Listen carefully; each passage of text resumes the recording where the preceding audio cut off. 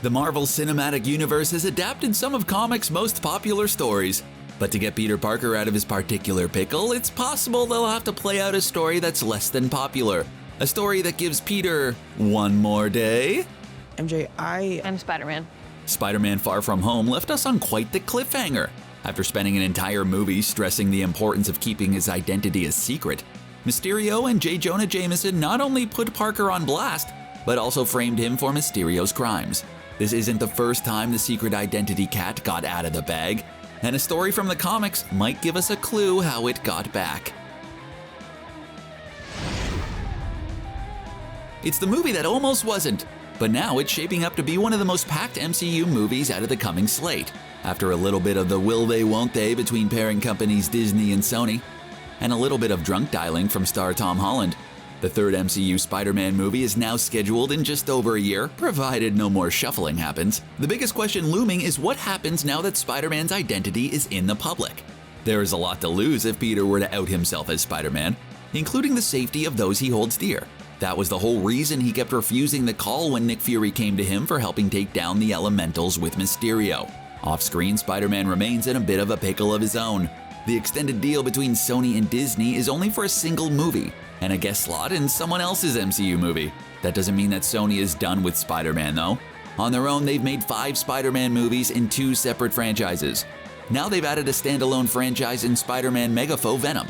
With the trailer for another Spider-Man frenemy Morbius, it's clear that standalone is not in Sony's plans after Michael Keaton's Vulture made a surprise appearance. As if that wasn't complicated enough, a villain from The Amazing Spider-Man, Electro, has been announced, and he's being played by the same actor, Jamie Foxx. What could untwist this pretzel? Well, the answer isn't exactly going to be a fan favorite. Superhero secret identities becoming less than secret isn't all that uncommon.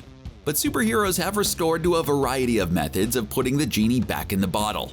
Mostly by getting their superhero friends to pose as their alternate superhero selves, whether it's Superman filling in for Batman, or Iron Fist doing some shifts as Daredevil. During the comic storyline for Civil War, Peter Parker was a big get for Team Iron Man. And part of that joining up meant that Peter outed himself as Spider-Man on Tony Stark's assurance that Aunt May and MJ would be protected. Then Captain America did his speech-making thing and Spider-Man changed sides. But it would take more than getting someone else to wear the web tights to unring that I am Spider-Man bell. After the events of Civil War, all of Spider-Man's foes took the opportunity they'd been waiting for. Naturally, Kingpin was the one who got straight to the point and set a sniper to take out Peter. But suit or no suit, that spider sense is always on, and Peter got out of the way only to have the bullet hit poor old Aunt May. Oh no, not Aunt May, she's delightful! She's literally the best. Helps reforming supervillains, volunteers at a homeless shelter, she sees the best in everyone. Peter skipped straight to bargaining in his stages of grief, and first went to Tony Stark to see if money could help Aunt May. And when that didn't work, he went to Doctor Strange in hopes magic would do the trick.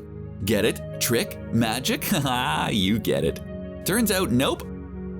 When it's your time, it's your time. To drive that point home, Doctor Strange gave Peter a literal glimpse at time itself.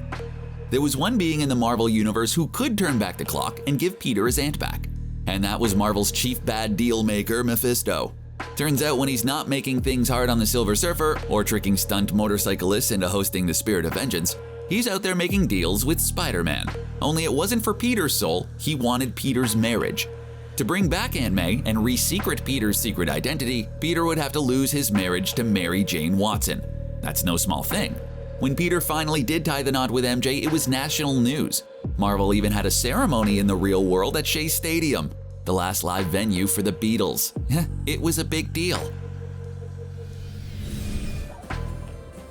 So does that mean that the third Spider-Man movie in the MCU is going to end with Mephisto making a deal with Peter? Well, probably not.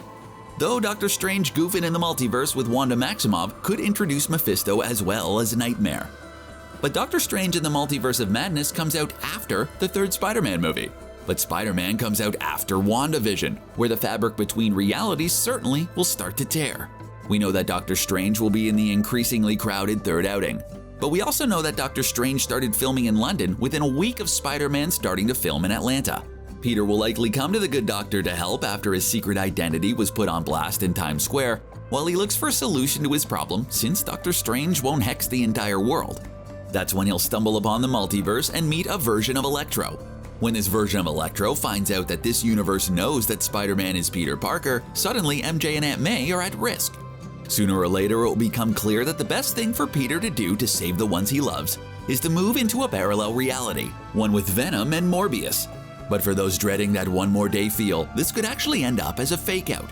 Instead of being the deal with the literal devil, it's actually a side effect of Wanda's reality bending, with Wanda granting everyone's deepest wish, like in the House of M. Either way, we probably won't have to see Mephisto playing MJ and Peter's daughter they never had. That was a totally weird moment.